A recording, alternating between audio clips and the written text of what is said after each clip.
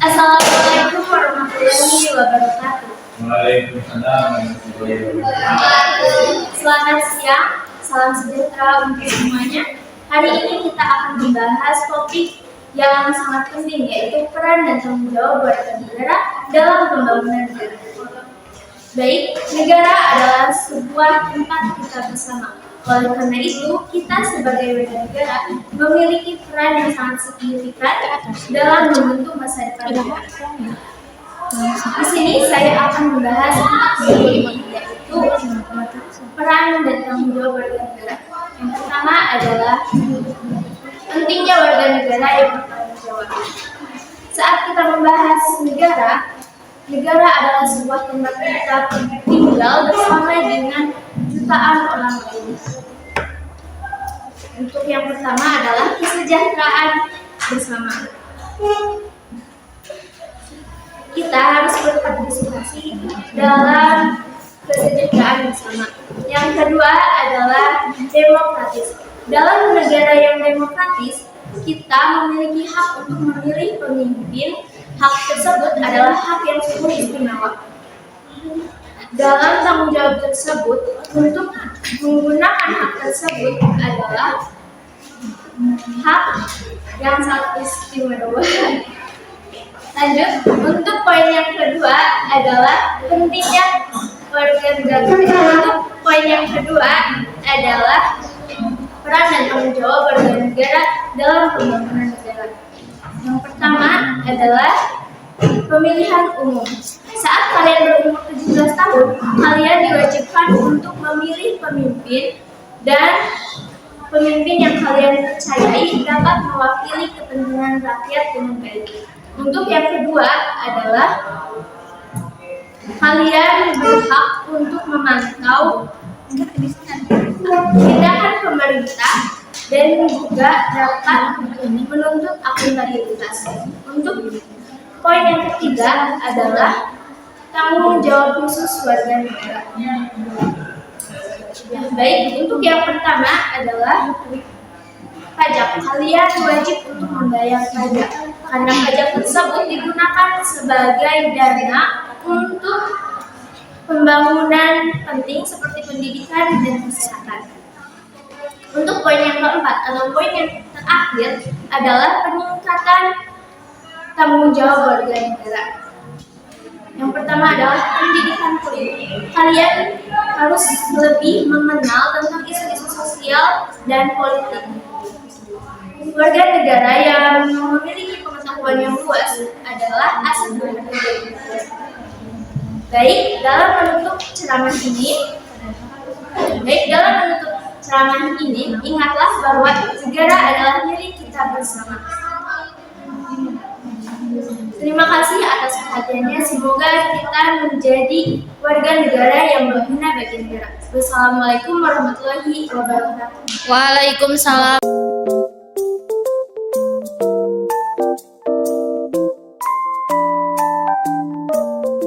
Assalamualaikum warahmatullahi wabarakatuh. Selamat siang dan salam sehat semuanya. Berdirinya saya di sini, saya akan menyampaikan sebuah ceramah yang bertemakan dokter dan berjudul peran penting dokter dalam kesehatan. Dalam era ini, kesehatan adalah harta yang paling berharga dan dokter adalah garda terdepan dalam menjaganya. Dokter tidak hanya memiliki pengetahuan medis yang mendalam, tetapi juga memiliki tanggung jawab besar terhadap mendiagnosis, merawat, dan juga memberikan solusi terhadap masalah yang kita hadapi. Dalam ceramah ini ada 4 poin penting peran dokter dalam menjaga kesehatan kita. Poin pertama yaitu diagnosis dan pengobatan. Dokter bertanggung jawab untuk mendiagnosis penyakit dan menyusun rencana pengobatan yang sesuai untuk pasien. Poin kedua yaitu pencegahan. Dokter memberikan nasihat dan informasi kepada pasien tentang langkah-langkah pencegahan penyakit seperti vaksinasi, pola makan sehat, dan juga gaya hidup sehat. Poin ketiga yaitu edukasi. Dokter memberikan edukasi kepada pasien tentang kondisi kesehatan mereka dan cara merawat diri sendiri, sehingga mereka dapat mengambil keputusan yang cerdas terkait kesehatannya. Dan poin yang terakhir yaitu peran tim medis. Dokter juga berkolaborasi dengan perawat, ahli farmasi, ahli gizi, dan juga spesialis lainnya. Hal ini dikarenakan agar mendapatkan perawatan yang holistik terhadap pasien dan juga memastikan pemulihan yang optimal. Jadi, mari kita hargai peran penting dokter dalam menjaga kesehatan kita.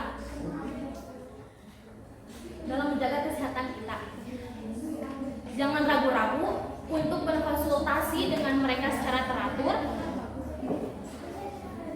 Ikuti saran mereka dan bersama-sama kita menjaga kesehatan kita. Dan juga mari kita berkomitmen untuk menerapkan nilai-nilai yang telah kita pelajari dalam ceramah ini. Terima kasih atas perhatiannya. Mohon maaf banyak sekali kekurangannya. Wassalamualaikum warahmatullahi wabarakatuh. Waalaikumsalam.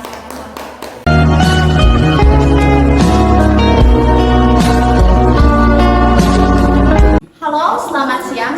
Para hadirin yang terhormat, marilah kita panjatkan puji serta syukur atas kehadiran Tuhan, yang dimana berkat karunia-Nya kita bisa sampai di titik yang sekarang, dan kita bisa hadir dan berkumpul di tempat ini dalam keadaan sehat jasmani maupun rohani.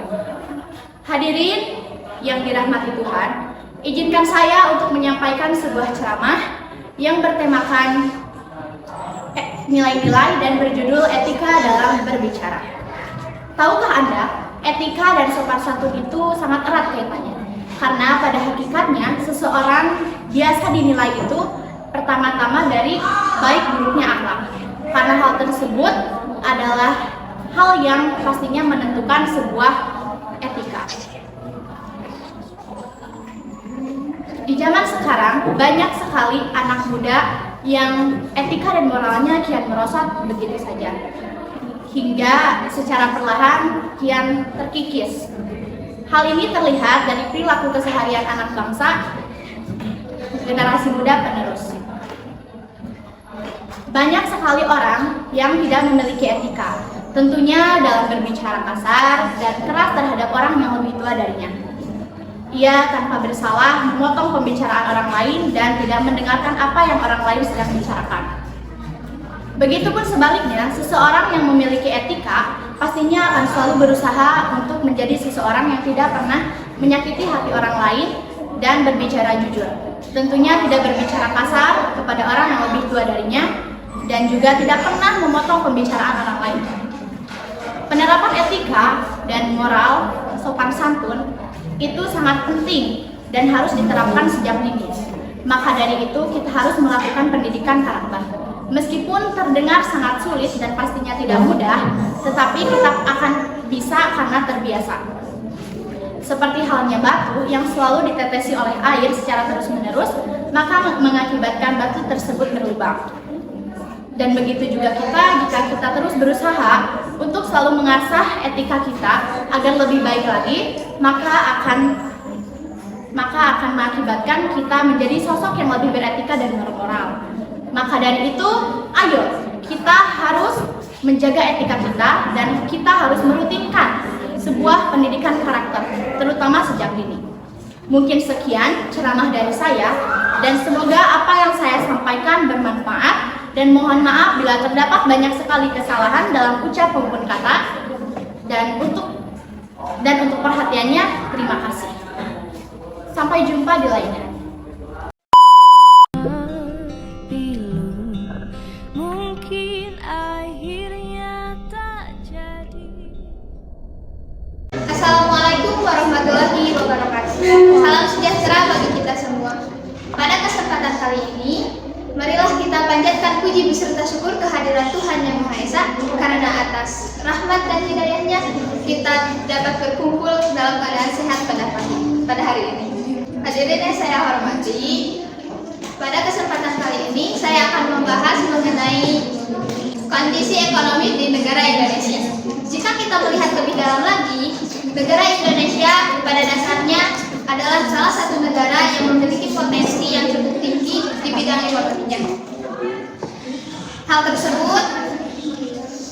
Hal tersebut juga diakui oleh dunia internasional.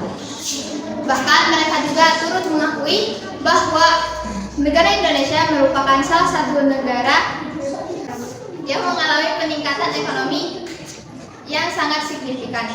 Hadirin yang saya hormati, Indonesia merupakan salah satu negara yang ekonominya terbilang cukup canggih. Akhirnya, negara Indonesia dinyatakan sebagai salah satu negara yang patut untuk diperhitungkan perekonomiannya dalam dunia internasional.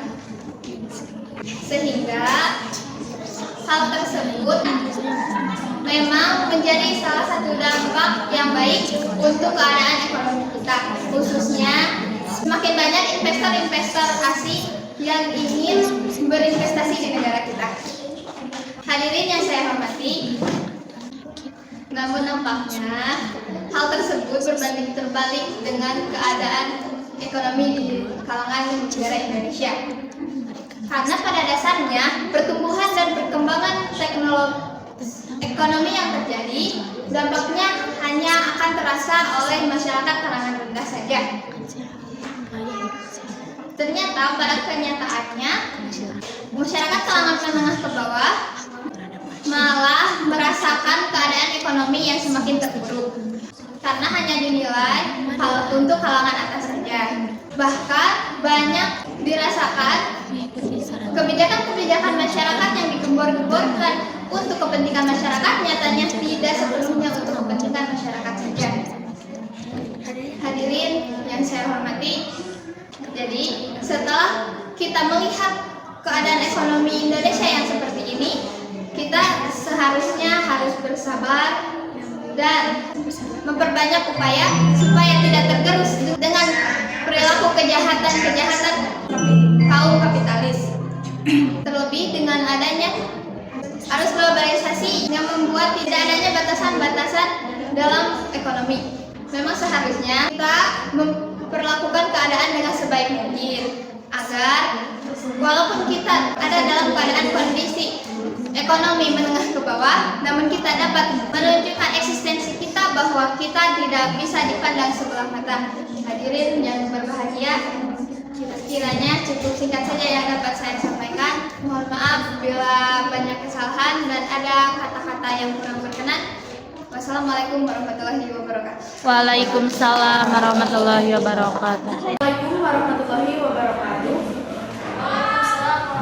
Selamat siang kepada yang terhormat Bapak Kepala Sekolah SMK Negeri Cipayung, yang terhormat Ibu Bapak Guru serta staf tata usaha, yang terhormat Ibu Isni Nurfaidah, serta teman-teman yang saya sayangi.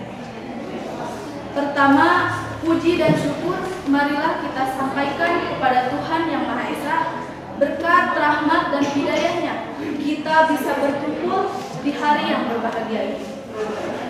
Saya akan menyampaikan, yaitu guru adalah pahlawan tanpa tanda jasa.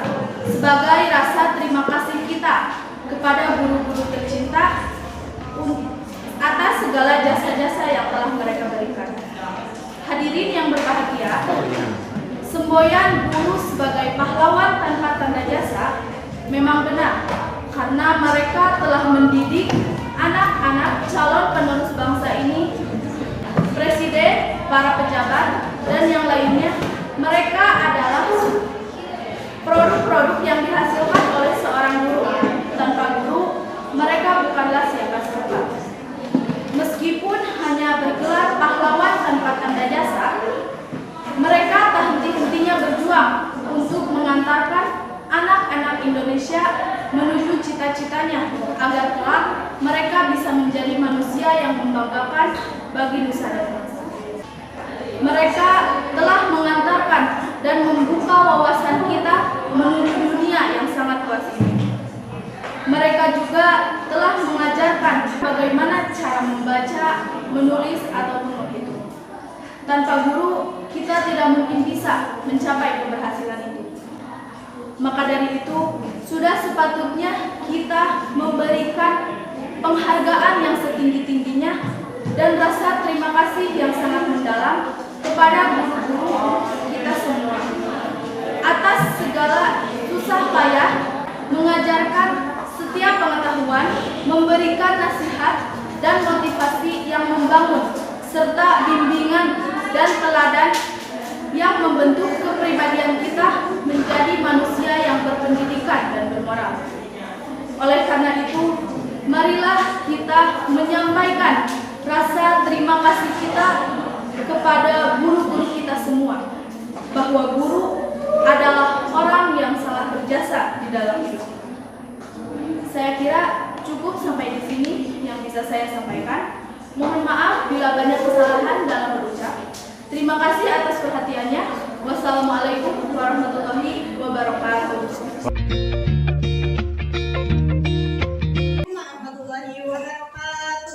Waalaikumsalam warahmatullahi wabarakatuh. Puji syukur marilah kita panjatkan kehadirat Tuhan Yang Maha Esa, karena berkat rahmat dan karunia-Nya kita bisa berkumpul dalam keadaan sehat walafiat. Tidak lupa mari kita panjatkan rasa syukur karena atas hidayahnya kita bisa berkumpul dalam acara ini. Berdirinya saya di sini, saya akan menyampaikan sebuah pidato yang bertema pendidikan, yang berjudul Pendidikan Karakter Remaja.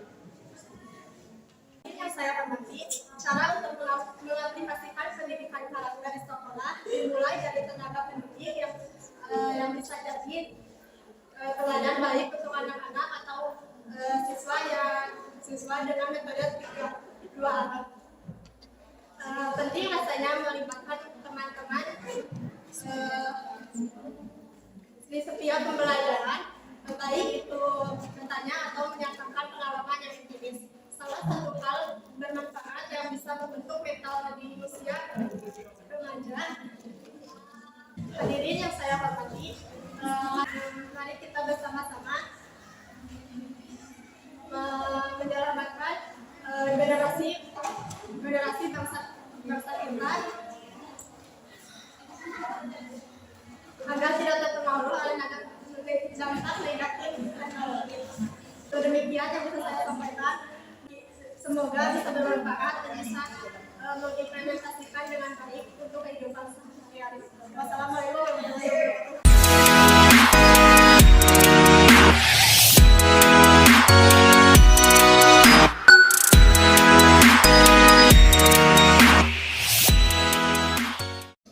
Assalamualaikum warahmatullahi wabarakatuh. Selamat siang, salam sejahtera untuk kita semua. Yang saya hormati Ibu Guru Bahasa Indonesia serta teman-teman yang saya cintai. Marilah kita panjatkan puji dan syukur kehadirat Allah Subhanahu wa taala karena kita masih dapat berkumpul di tempat ini. Terima kasih saya ucapkan karena telah memberikan waktu untuk saya berpidato yang berjudul kesenian. Teman-teman sekalian, bahwasanya tiap bangsa mempunyai budaya atau kesenian yang tersendiri yang menjadikan ciri khas tiap-tiap bangsa. Seperti halnya kesenian tradisional yang kita punya. Namun, kesenian tradisional ini mulai luntur karena banyaknya pemuda-pemudi yang tidak mengenal kesenian tersebut. Minimnya ahli Indonesia juga membuat informasi tentang kesenian yang mulai luntur. Selain itu, kata tradisional juga membuat masyarakat mengartikannya kuno dan dianggap tidak keren. Lunturnya kesenian tradisional ini mungkin dirasa saat ini karena masih hadir di tengah-tengah kita walaupun dalam jumlah yang sedikit. Ada baiknya kita melakukan pencegahan sebelum terjadi keterlambatan. Kita sebagai remaja hendaknya mengembalikan budaya yang nyaris hilang ini.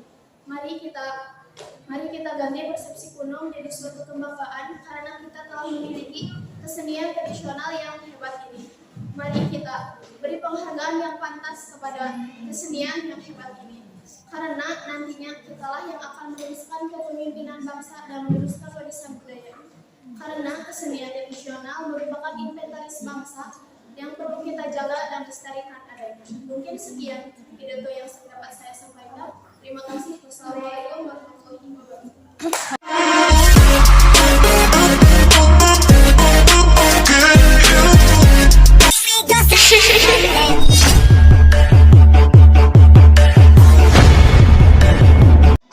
Assalamualaikum warahmatullahi wabarakatuh. Kepala sekolah yang saya hormati, ibu-guru saya yang saya hormati, teman-teman saya yang cintai.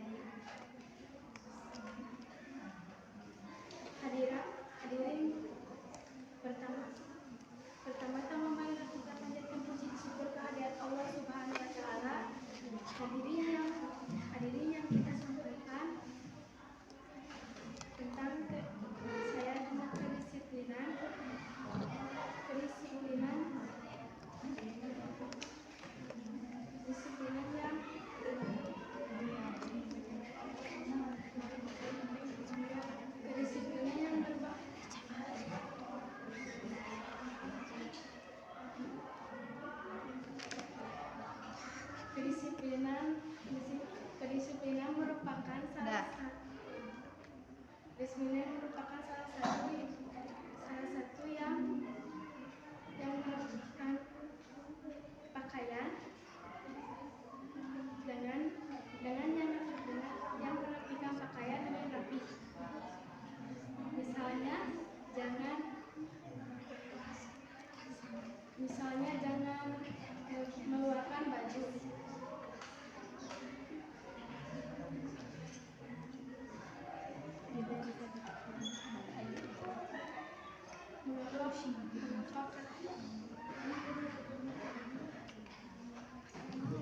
Kenapa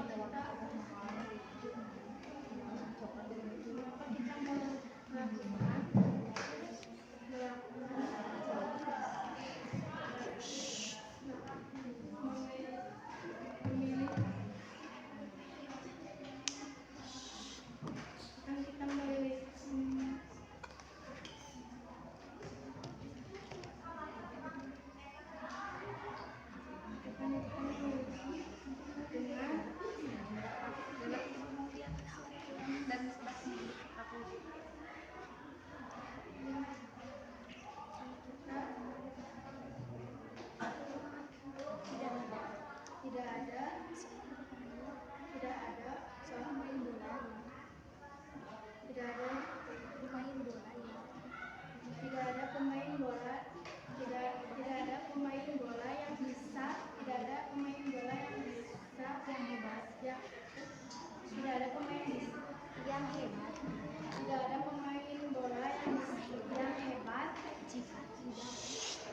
jika tidak berarti keras dengan disiplin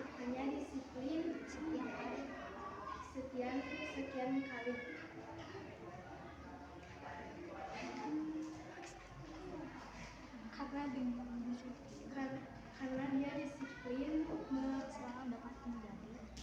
Karena dia disiplin hanya dapat seseorang menjadi ahli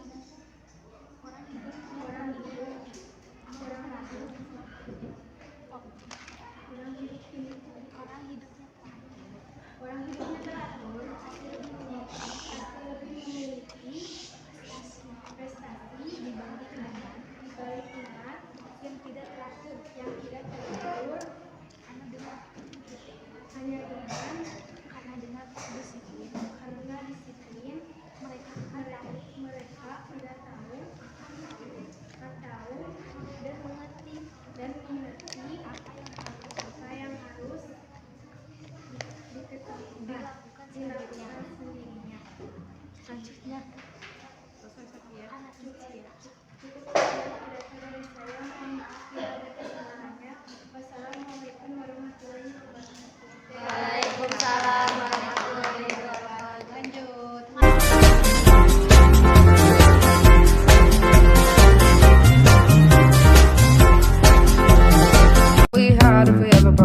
Assalamualaikum warahmatullahi wabarakatuh. Waalaikumsalam warahmatullahi wabarakatuh. Salam sejahtera untuk kita semua. Puji dan syukur kita panjatkan atas kehadiran Allah Subhanahu wa taala karena atas kesempatannya kita bisa hadir di acara ini. Di sini saya akan membahas tentang infrastruktur di Indonesia, terutama infrastruktur jalan. Kita harus tahu dan kita harus sadar bahwa kita hidup di era global. Di era ini penuh dengan perubahan, risiko dan penuh kecepatan.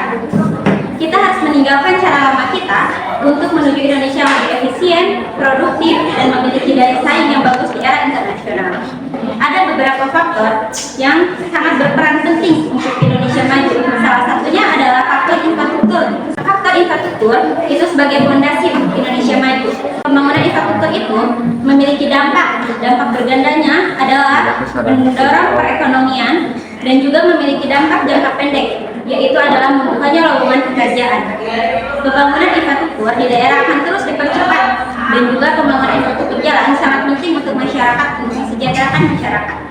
Pada Jumat 21 Juli 2023 di Bengkulu sedang ada pembangunan infrastruktur jalan nasional, provinsi dan kabupaten.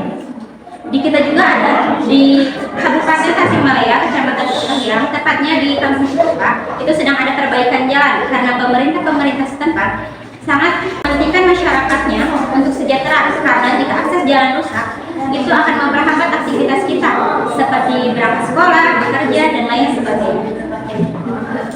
Sudah ada 32 provinsi di Indonesia yang sedang menjalankan pembangunan infrastruktur jalan pada akhir Juli tahun 2023 ini. Pemerintah juga menekankan untuk pada pemerintah setempat untuk tidak takut merealisasikan anggaran selagi digunakan dengan baik dan benar. Pembangunan infrastruktur juga itu yang kita ketahui di Jakarta, pembangunan infrastruktur itu menggunakan jalan tol. Nah, jalan tol ini memiliki beberapa hambatan. Salah satu faktor umum hambatannya adalah lahan yang dilaluinya. Karena lahan yang dilaluinya itu seperti lahan masyarakat, rumah masyarakat, makam, dan perkebunan. Jadi, kesimpulannya adalah permasalahan itu bisa diselesaikan mungkin agak sedikit memaksa, tapi dengan optimis dan sabar, masalah tersebut bisa terselesaikan dengan baik. Dan itulah namanya pembangunan infrastruktur, ada pahit dan sakitnya. Tapi infrastruktur adalah obat bagi ekonomi masyarakat untuk sejahtera. Pembangunan infrastruktur juga sangat penting untuk masyarakat, dan kita harus meyakini dengan adanya pembangunan infrastruktur akan masyarakat sejahtera. Dan pembangunan infrastruktur juga sangat-sangat berpengaruh terhadap kehidupan kita. Dengan peran masyarakat, pembangunan infrastruktur akan terus tercapai. Dan cara kita untuk membantu pemerintah dalam menjalankan infrastruktur adalah dengan cara membayar pajak. Karena pajak yang akan dibayar akan direalisasikan untuk kita semua.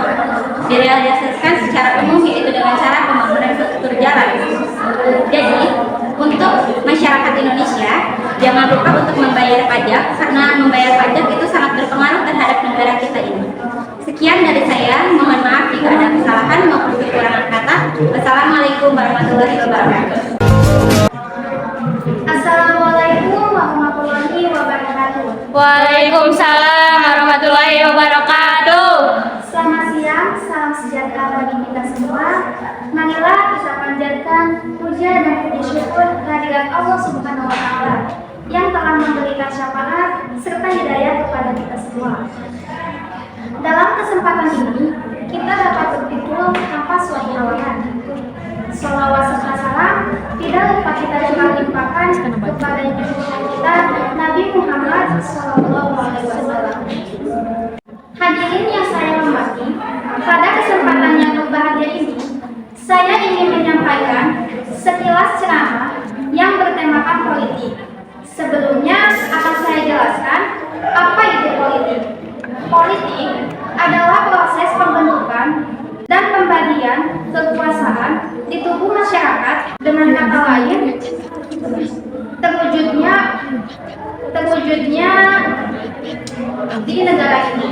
Masyarakatlah yang akan memutuskan semua itu dengan cara mengadakan pemilu dengan pemimpin negara ini.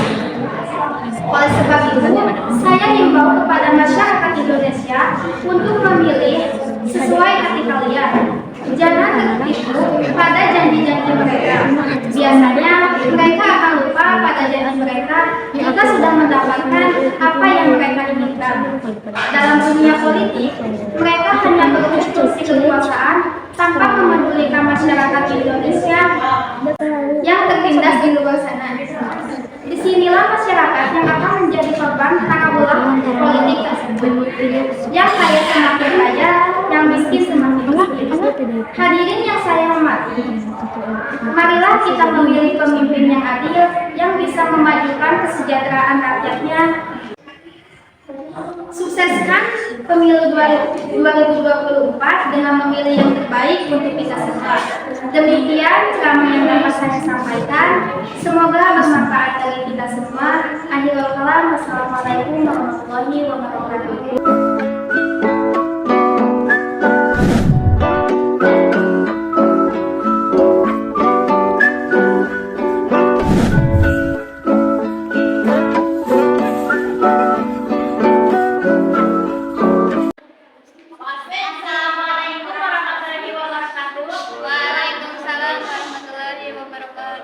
Selamat siang, salam sejahtera bagi kita semua. Pertama-tama, marilah kita panjatkan puji dan syukur kehadirat Allah Subhanahu wa Ta'ala yang telah memberikan kita semangat dan karunia-Nya sehingga kita bisa berkumpul di sini. Berdirinya saya di sini menyampaikan tema disiplin militer. Tentang apa saja yang dimaksud dengan disiplin militer, jika seorang prajurit TNI terlibat dalam suatu kasus akan mendapatkan hukuman disiplin ataupun pidana. Hal ini diatur oleh sanksi administrasi dalam peraturan KSAU Nomor 96/11/2008. Tindakan disiplin adalah suatu tindakan seketika yang dapat diambil oleh setiap atasan terhadap bawahan yang melakukan pelanggaran hukum disiplin. Sedangkan yang dimaksud dengan atasan adalah seseorang yang pangkat lebih tinggi. Demikian pula yang dimaksud dengan hukuman disiplin, hukuman yang dijatuhkan oleh atasan hukum terhadap prajurit yang melakukan pelanggaran hukuman disiplin. Ada beberapa jenis hukuman disiplin: hukuman ringan, teguran lisan, tertulis, dan pernyataan tidak puas secara tertulis. Namun untuk hukuman berat disiplin adalah turun pangkat setingkat lebih rendah, bebas jabatan ataupun berhenti lebih rendah, bebas jabatan ataupun berhenti tidak dengan hormat. Sekian ceramah dari saya. Mohon maaf bila ada kesalahan kata. Wassalamualaikum warahmatullahi wabarakatuh.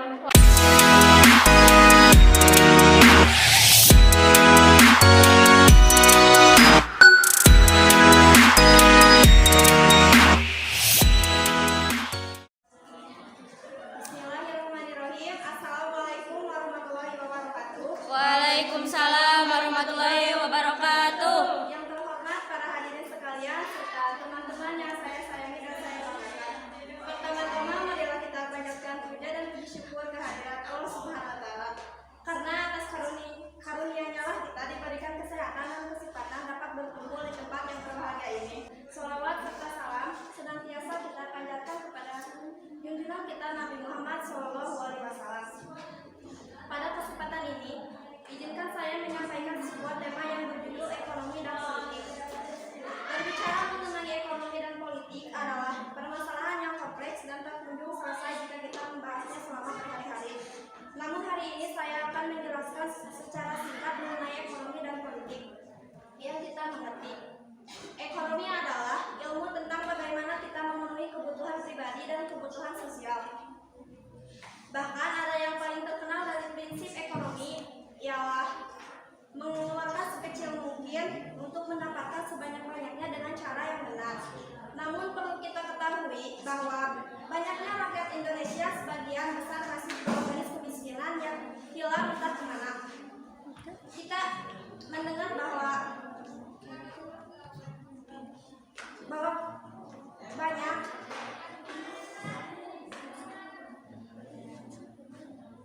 kata-kata miris mendengarnya. Mereka yang kaya semakin kaya dan yang miskin semakin miskin, seolah memperpanjang jarak kesenjangan sosial yang terjadi dengan sendirinya. Entah karena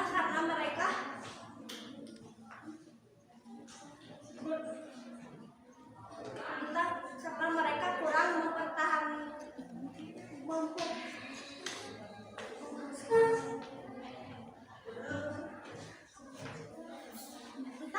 mereka berempati terhadap sesama atau terlalu egois terhadap dirinya sendiri.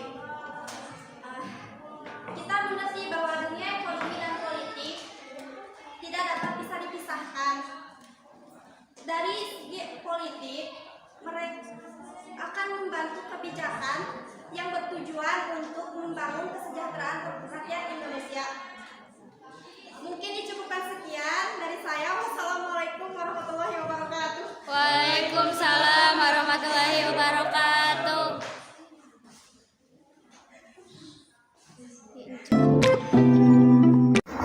Assalamualaikum warahmatullahi wabarakatuh.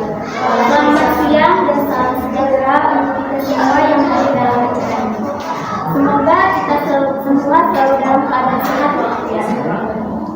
Tak lupa kepada ibu guru yang saya hormati dan teman-teman sekalian yang saya banggakan. Berdirinya saya di sini, saya ingin menyampaikan sepatah dua kata-kata dengan tema proklamasi yang berjudul Naskah Proklamasi Hari Kemerdekaan. Mungkin sebagian dari mengetahui isi dari teks proklamasi yang telah disampaikan oleh Presiden Soekarno pada tanggal 17 Agustus 1945. Presiden Soekarno juga sempat menjelaskan secara singkat proses musyawarah yang dihadiri oleh para tokoh nasional, sehingga menghasilkan kesepakatan untuk menyatakan kemerdekaan Indonesia. Mari simak teks proklamasi yang telah disampaikan oleh Presiden Soekarno pada tanggal 17 Agustus 1945. Proklamasi, kami bangsa Indonesia dengan ini menyatakan kemerdekaan Indonesia.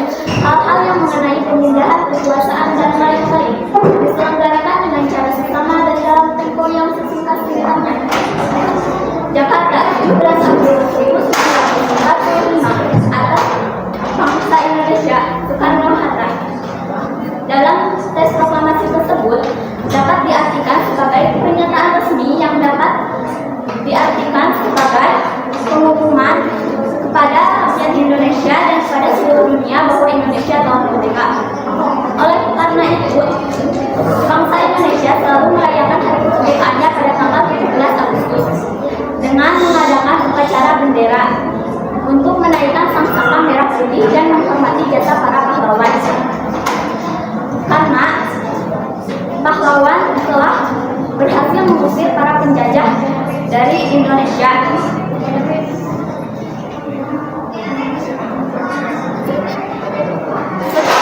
Sekian pidato yang bisa saya sampaikan. Mohon maaf bila ada yang kesalahan. Wabillahi taufiq wal hidayah. Wassalamualaikum warahmatullahi wabarakatuh. 함께 달려 Ready for action let's go 처음으로 찾으러 Bismillahirrahmanirrahim. Assalamualaikum warahmatullahi wabarakatuh. Waalaikumsalam warahmatullahi Ibu Ismi Nur Faidah dan teman-teman yang saya banggakan, marilah kita panjatkan puji syukur kehadirat Allah Subhanahu wa Ta'ala karena atas rahmat dan hidayahnya kita bisa berkumpul dalam keadaan sehat. Hadirin yang saya hormati, di sini saya akan menyampaikan ceramah yang bertema kuliner tentang perbandingan antara makanan produk Indonesia dan makanan produk mancanegara. Contoh makanan yang pertama adalah lemper. Lemper adalah makanan tradisional khas Yogyakarta, Jawa Tengah, dan Jawa Timur. Jajanan ini terkenal di Indonesia dan disantap sebagai pengganjal lapar sebelum menyantap makanan utama.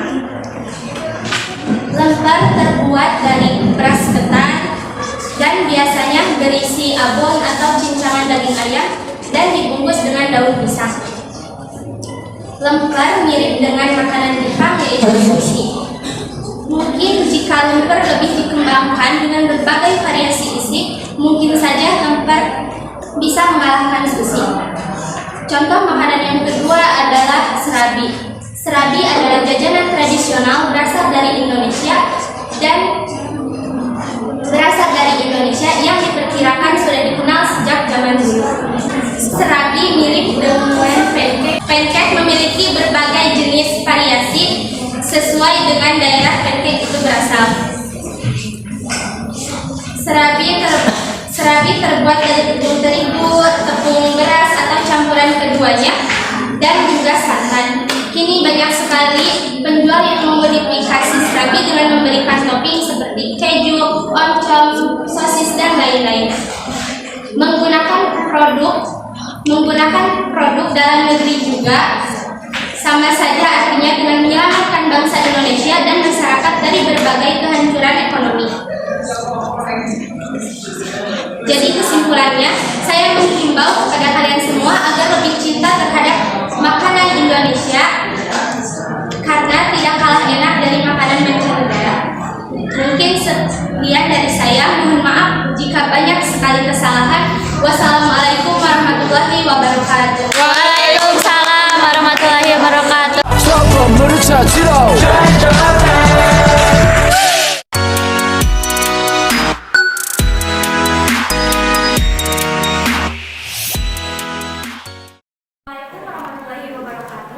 Waalaikumsalam warahmatullahi Wabarakatuh. Kepada Ibu Ismi yang terhormat dan kepada teman-teman yang saya cintai dan saya sayangi, puja dan puji syukur mari kita panjatkan kepada Tuhan Yang Maha Esa di mana pada hari ini kita dapat berkumpul dan diberi kesehatan. kalian semua karena sudah memberikan saya kesempatan untuk menyampaikan sebuah pidato yang berjudul transportasi. Alat transportasi di Indonesia dinilai jauh dari kata kenyamanan dan keamanan.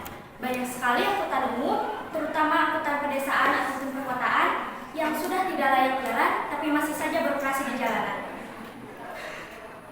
Anehnya tidak ada penegasan hukum yang tegas bagi pelanggarnya. Apalagi banyak sekali angkutan umum yang mengangkut penumpang melebihi muatannya sehingga kondisi ini dinilai riskan dan dapat membahayakan keselamatan penumpang. Angkutan umum, terutama angkutan pedesaan atau perkotaan yang menawarkan rasa aman masih sangat sedikit.